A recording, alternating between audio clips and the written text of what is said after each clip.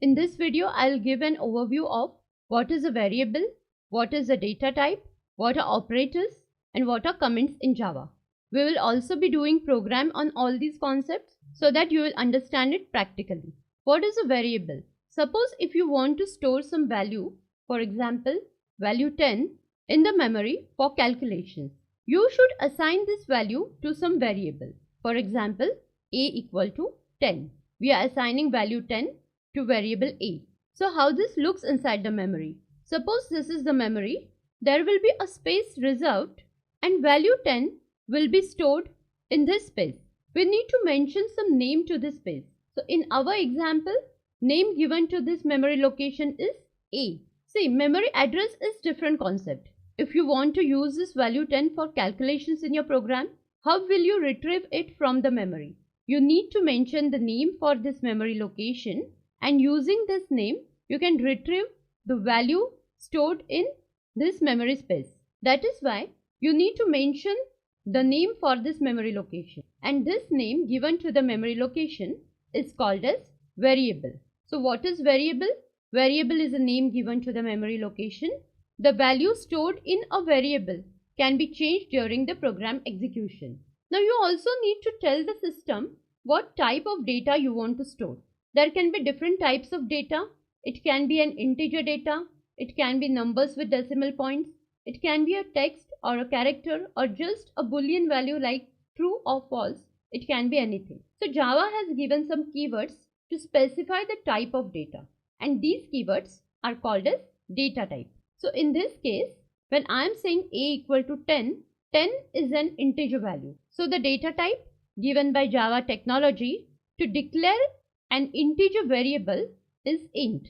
Your int is a keyword that tells the compiler the specified variable is of type integer, and this variable a will be storing integer value. So this is how you declare the variable. Syntax for declaring variable is you need to mention the data type, you need to mention variable name, equal to sign, this is assignment operator, equal to sign assigns value to the variable, and you need to specify the value. For example, int a equal to 10, and every Java statement ends with a semicolon. So data type of data that can be stored in this variable, variable name, name given to the variable, and value, it is the initial value stored in the variable.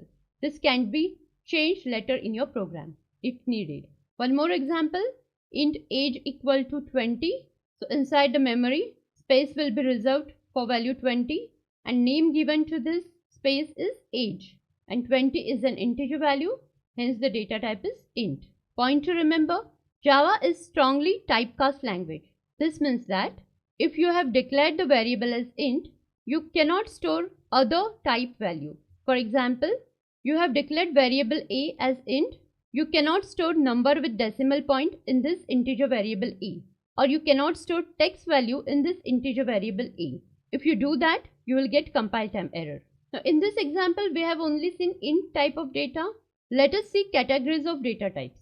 Java has given two categories of data types, that is primitive and non-primitive. So what are primitive data types? Java supports 8 primitive data types, that is byte, short, int, long, float, double, char, and boolean.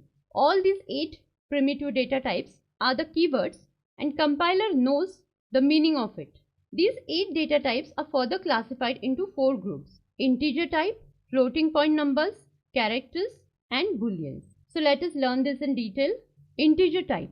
We have learned this in mathematics. Integer is the whole number without any fractional point. Any positive number or negative number that doesn't have fractional point is an integer. Java supports 4 different types of integers. The first type is byte. Byte occupies smallest memory. When you declare byte variable, it takes 1 byte of memory, that is 8 bits of memory only. So suppose if I am saying byte a equal to 50. When the memory is allocated for variable a, when you're using byte as a data type, it allocates only 1 byte of memory for the value you have assigned. And you also need to check the valid range of values. When you declare a variable as byte, you can only store numbers in the range of -128 to 127. Suppose if you try to store 128, you will get compile time error. Or if you try to store minus 129, you will get compile time error because this is out of range.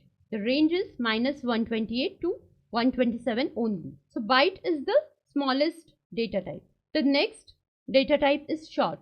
Short takes 2 bytes of memory and the valid range of values is this, minus 32,768 to 32,767. If you try to store values out of this range, you will get compile time error. The next largest is int. Int takes 4 bytes of memory and the valid range is this. And the largest one is long. Long takes 8 bytes of memory and the valid range of numbers you can store in long variable is this. So these 4 data types comes under integer type: byte, short, int and long. Now the next type is floating point numbers. It is used to hold whole numbers containing decimal point such as 36.74 or minus 23.95. Any number with decimal point can be stored in floating point number data types. Now there are 2 types in this category. First one is float and the second is double. Both float and double stores numbers with decimal point, but there is difference. Float takes 4 bytes of memory, that is 32 bits, and double takes 8 bytes of memory, that is 64 bits, and the range given is this. Point to remember, float and double both stores numbers with decimal point, but how will the compiler understand whether the programmer has assigned correct value? Because Java is a strongly typecast language, you cannot mismatch the data type and their values. So for this, whenever you declare a float data type and assign some decimal point value, you need to append f to the value. For example, float a equal to 3.14 f. This f is very important. And whenever you declare double data type value, for example, double d equal to 567.345, you don't need to append anything. By default, the value is considered as double only. So generally students make this error over here. Declare float data type and not append f. You get type mismatch error. Compiler tells you that you cannot assign double value to float data type. So whenever you declare float data type, appending f at the end of the value is mandatory. The next type is character. The keyword used is char.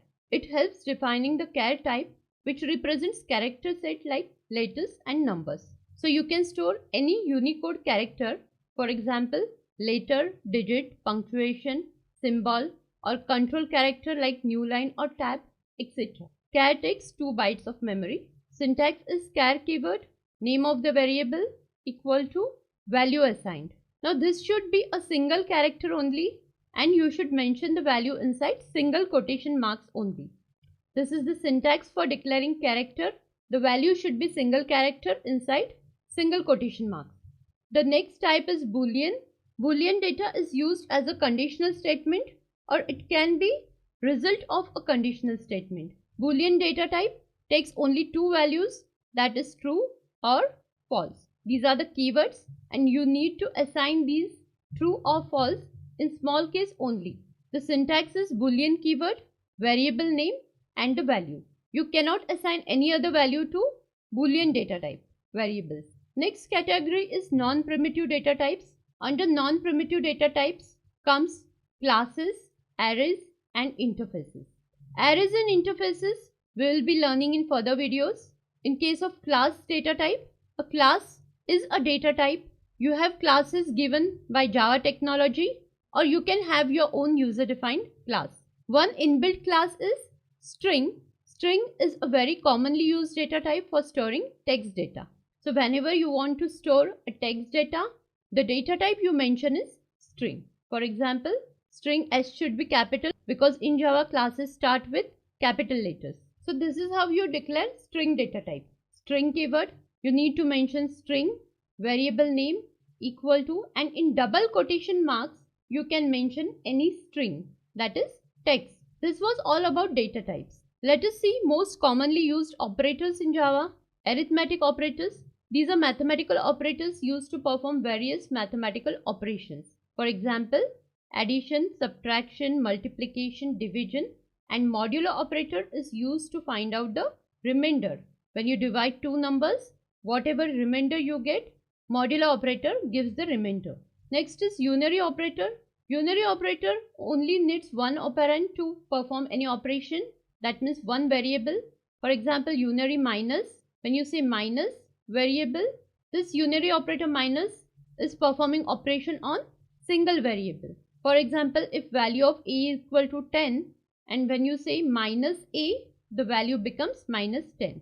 Not operator is used on Boolean variables. When you say not variable and suppose k is the variable, the value of k is true. When you say not k, the value becomes false. Increment operator, that is plus plus. This operator increases the value by 1. Now what is pre-increment and post-increment? I will explain in the program. Decrement operator minus minus. This decreases the value by 1. Again pre-decrement and post-decrement we will learn practically while doing the program. Next is assignment operator, used to assign values to the variables. Assignment operators are equal to is an assignment operator, then plus equal to, minus equal to, this is multiplication sign, asterisk equal to, slash equal to, this is division sign, and modulo equal to. So for example, a equal to 10. This equal to sign is an assignment operator. The value 10 is assigned to variable a using this assignment operator equal to. Plus equal to, when you say a plus equal to 5, this means that this is the short form of a equal to a plus 5. So value of a plus 5 is assigned to variable a. The value is incremented by 5. In the same manner, if you write a minus equal to 5, the value is decremented by 5. It becomes a equal to a minus 5. If you write a asterisk equal to 5, the value is multiplied by 5. That is a equal to a multiplied by 5. So this is how assignment operator works. Next is relational operators. Relational operators are used to compare the values, whether the values are equal, less than, greater than, etc. So the relational operators are less than, greater than equal to, less than equal to. This is the equal to operator. This operator compares whether two values are equal or not. Then not equal to. This operator compares whether two values are not equal. Logical operators, this is logical and, logical or, and not. These operators we will see when we will learn conditional statements.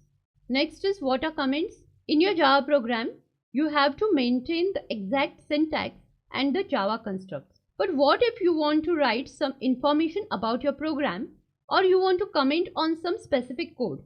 How will you write it in the code itself? For this, Java has given comments. Comments are the statements that are ignored by compiler or interpreter. You can write anything inside the comment. Why? Because your program is compiled by Java compiler. And if there are syntactical errors, Java compiler throws an error stating that you have this particular error in your program and you need to maintain the syntax. But when you write a comment, whatever you write inside the comment is not executed by the compiler or interpreter. Comments are ignored by the compiler. So types of Java comments are single line comment. Single line comment is used to comment only one line. Syntax is double slash. You mention double slash and you write one line in the single line comment. The next type of comment is multi-line comment. Multi-line comment is used to comment multiple lines of code. Syntax is slash star and star slash. So whatever comment you want to write, you can write it on multiple lines, but it should be inside this slash asterisk and asterisk slash. The next type of comment is documentation comment. Documentation comment is used to create documentation APIs. When you create an application, you can create documentation APIs. You need to use the tool called as JavaDoc for this. So single line comment and multi-line comment are the most commonly used comments in your program. This was all about variables, data types, operators and comments. Now let us do all this practically. So let us implement all these concepts practically and write a program. Write a program to demonstrate operators in Java. So the first statement is single line comment. Double slash denotes a single line comment. Comments are used to give information about the code. In this program, we are going to learn how variables, data types and operators work. Next line is class definition. If you want your class to be accessed from anywhere on the system, you can mention public keyword. This is a standalone class, so it is okay not to mention public keyword. Next is class keyword followed with a class name. Our class name is operator demo. Open the curly bracket and close the curly bracket. Next statement is we are defining main method. Main method is entry point for core Java programs. Signature of main method is public, static, void, main, and it takes string array as parameters. This args is just an identifier. Here you can use any reference name. Open the curly bracket and close the curly bracket, and all the code you will be writing inside this opening curly bracket and closing curly bracket, that is inside the main method. So the execution starts from here. The first statement is we are declaring two variables b1 and b2 of type byte. Byte is the data type. Variable b1 we have assigned value 65. Separate multiple variables by using comma. Variable b2 has been assigned value 89. Every Java statement ends with a semicolon. In this first statement, we have declared two variables b1 and b2 of type byte and values are assigned to it. So what happens inside the memory when this first statement is executed? Memory for variable b1 and b2 is allocated. Let us have a quick overview on how memory is allocated in Java. If you are a beginner, don't get overwhelmed by too much of information. Just try to understand simple concept. Whenever you run any application on your computer system like MS Word, MS PowerPoint or your browser, where does this application run? It opens inside the RAM, that is random access memory. In Java, JVM, that is Java Virtual Machine, divides the memory into different sections, and these sections are used to store different kind of variables and objects, etc.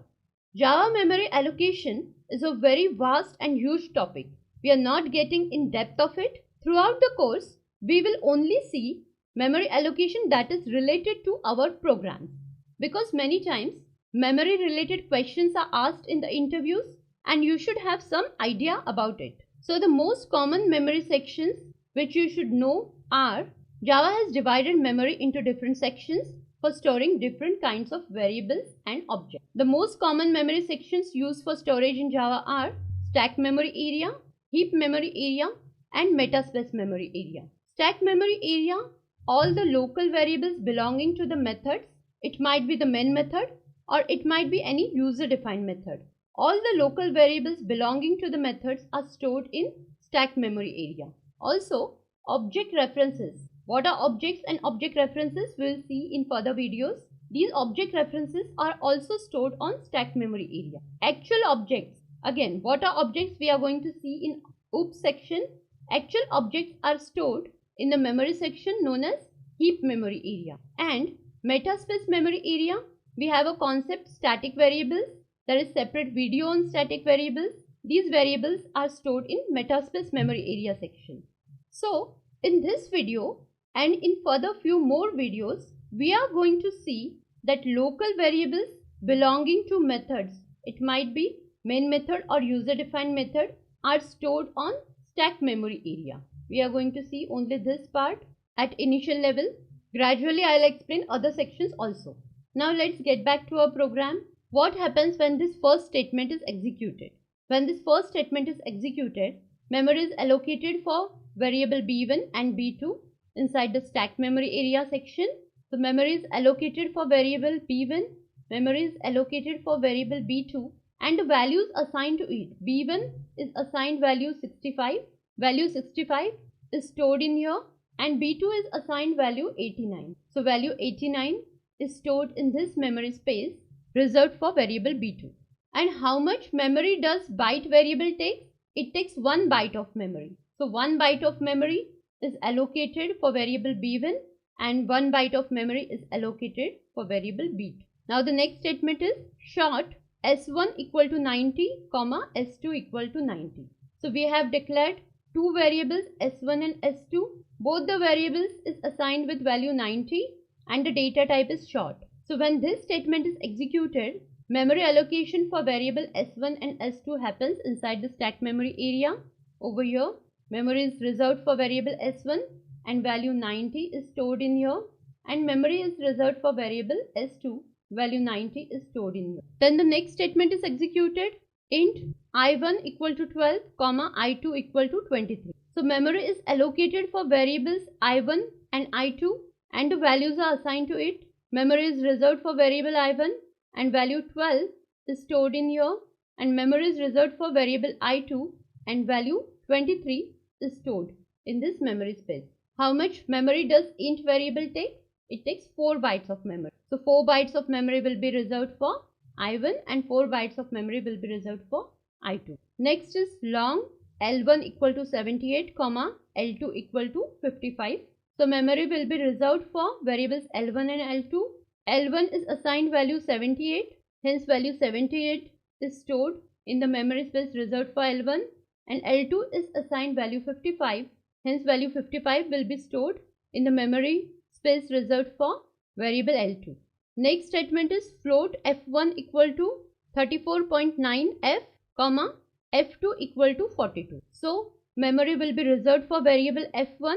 The value assigned is 34.9. This is stored in the memory space reserved for variable F1. Here you can see F2 equal to 42. Now there is a rule, when you assign value for float variable, you should append F at the end of the value. But if you are not assigning a value with decimal point, 42 is integer value. We are not assigning value with decimal point. In that scenario, it is okay if you don't append F to the value. Why?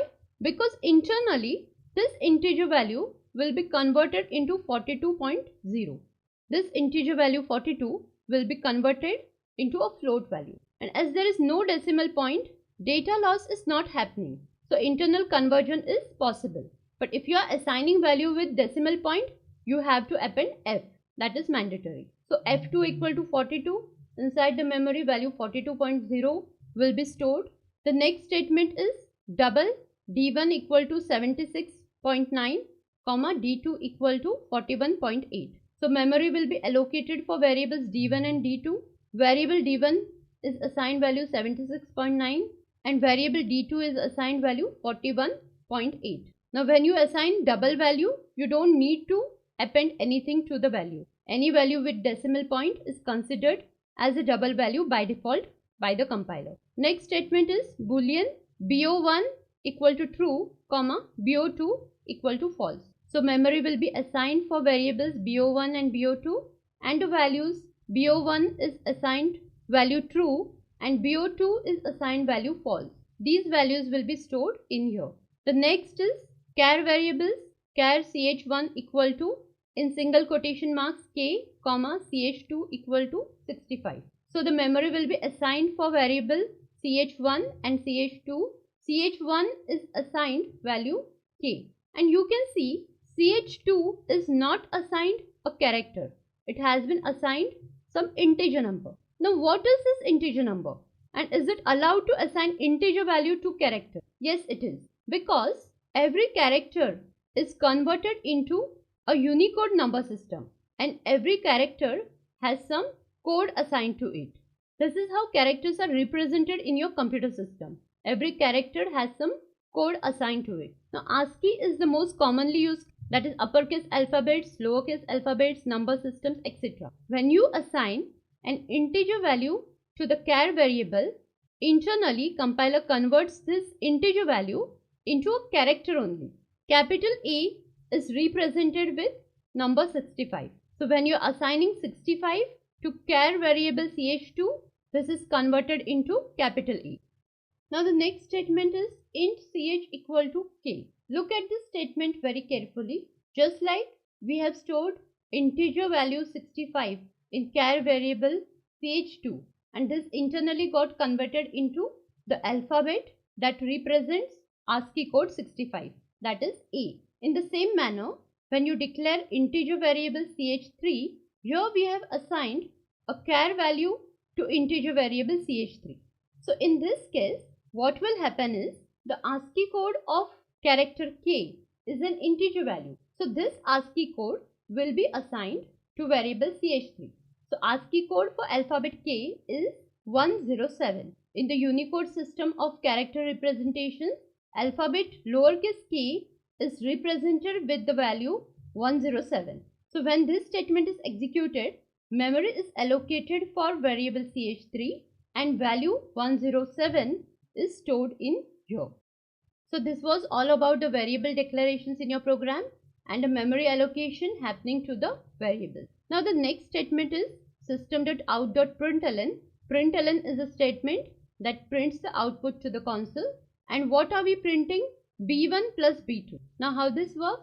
B1, value of B1 is retrieved. What is value of B1? It is 65.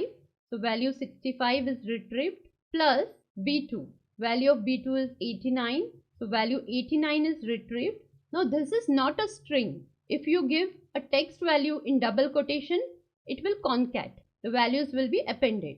But these are integer values. So when you write 65 plus 89, the integer values are added and you get the output 154. So the first output is printed to the console, system.out.println, B1 plus B2, the values are added and 154 is printed to the console. Next statement is system.out.println, S1 minus S2. What is S1? The value of S1 is 90 here and the value of S2 is 90. So 90 minus 90, the result is 0. Hence value 0 is printed to the console. The next statement is system.out.println, I1 multiplied by I2. So value of I1 is retrieved, that is value 12, and value of I2 is retrieved, that is value 23. 12 multiplied by 23, the value printed is 276. Next statement is system.out.println, L1 modulo L2. This modulo operator gives the remainder. So what is value of L1? 78. Modulo value of L2 is 55. So the remainder we get is 23. Hence 23 is printed to the console. Now the next statement is system.out.println, F1 divided by F2. Value of F1 is 34.9 divided by 42.0. The answer you get is 0.830. Now the next statement is system.out.println, D1 plus plus. What is plus plus? Plus plus is an increment operator. Now there are two types of incrementation, post increment and pre-increment. When the operator comes after the variable, it is post incrementation. And when the operator comes before the variable, preceding the variable, it is pre-incrementation. Now what is the meaning of post incrementation and pre-incrementation? In this line where you are writing system.out.println D1 plus plus, this is post incrementation because the variable precedes the operator. So what is D1 plus plus? When you write D1 plus plus, the value of the variable is incremented by 1. So D1 plus plus means that D1 equal to D1 plus 1. Now what is the value of variable D1? It is 76.9. But if you see the output, now it is expected that the value should be incremented, that is 76.9 plus 1, which is equal to 77.9. The value is incremented by 1 and the output should be 77.9. But this is not happening. Why? Because there is difference between post incrementation and pre-incrementation. What is post incrementation? When you use post incrementation and print the value of variable is first printed to the console and then incremented. I repeat, this is very important point to remember about incrementation. When you are using post incrementation, the value of variable is first printed to the console and then the value is calculated and updated inside the memory.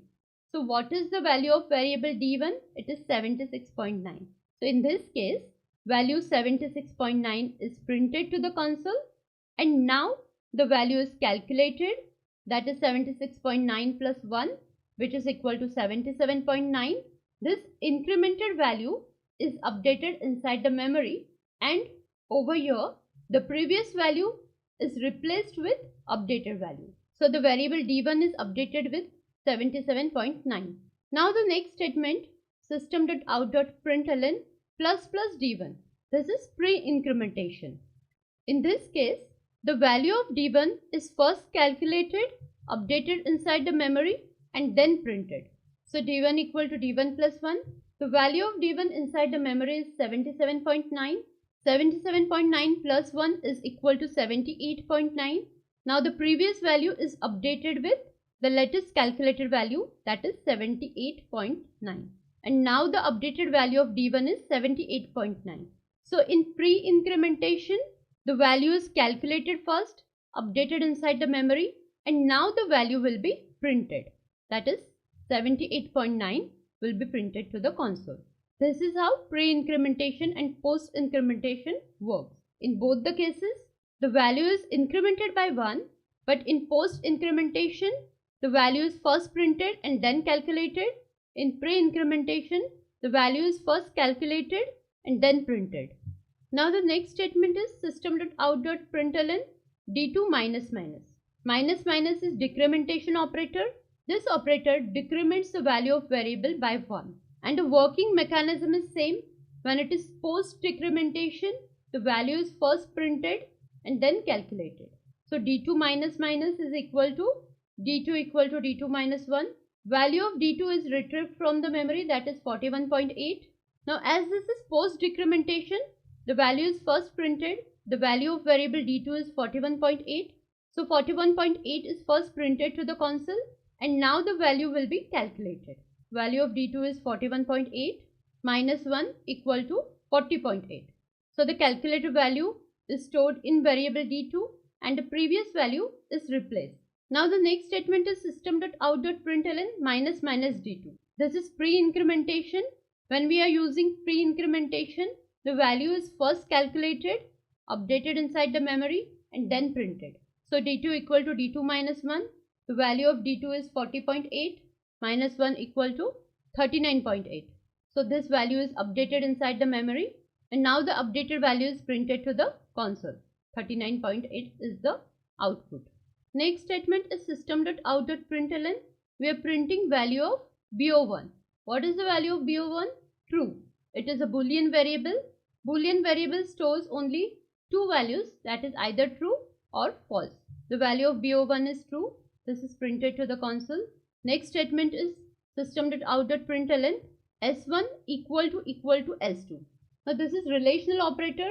Equal to operator compares whether the value of two variables are equal or not. What is the value of s1? Value of s1 is 90 equal to what is the value of s2? If you see inside the memory, value of s2 is 90. Now is 90 equal to 90? Yes, it is. So this comparison operator will return a boolean value. That is, if the values are equal, it will return true. If the values are not equal, it will return false. In this example, the values are equal. So this whole equation returns true and the output true is printed to the console. Next statement is system.out.println b2 less than b1. What is the value of b2? It is 89 less than what is the value of b1? 65. Is 89 less than 65? No. That is why the equation returns false and false is printed to the console. Next statement is system.out.println L1 greater than L2. What is the value of L1? 78. Greater than what is the value of L2? 55. Is 78 greater than 55? Yes, it is.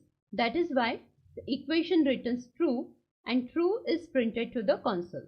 Next statement is system.out.println D1 not equal to D2. What is the value of D1? 78.9. Not equal to what is the value of D2? 39.8. Is 78.9 not equal to 39.8? Yes, it is true. These values are not equal. Hence true is printed to the console. Now the next statement is system.out.println. We are printing the value of ch2. What is the value of ch2? A. That is why A is printed to the console. Next is system.out.println. We are printing value of ch1. What is the value of ch1? K. That is why K is printed to the console. Now the next statement, system.out.println. We are printing value of ch3. Now if you look at this statement carefully, ch3 is an int variable, but we are assigning a character value to it. So internally, as ch3 is int variable, the character code, that is the integer value for k, is stored inside variable ch3, which is 107. And when you print value of ch3, this value 107 is printed to the console, because the ASCII code for character lowercase k is 107. Now the next statement, b1 plus equal to 5. This is equivalent to b1 equal to b1 plus 5. So what is the value of b1? It is 65. plus 5 is equal to 70. Now the previous value of B1, that is 65, is replaced with the updated value of B1, that is 70. So 70 is stored in here, and in the next statement when you print system.out.println value of B1, 70 is retrieved from the memory and printed. Next statement is L1 asterisk equal to 2. This equation is equivalent to L1 multiplied by 2. What is the value of L1? 78. Multiplied by 2 is equal to 156.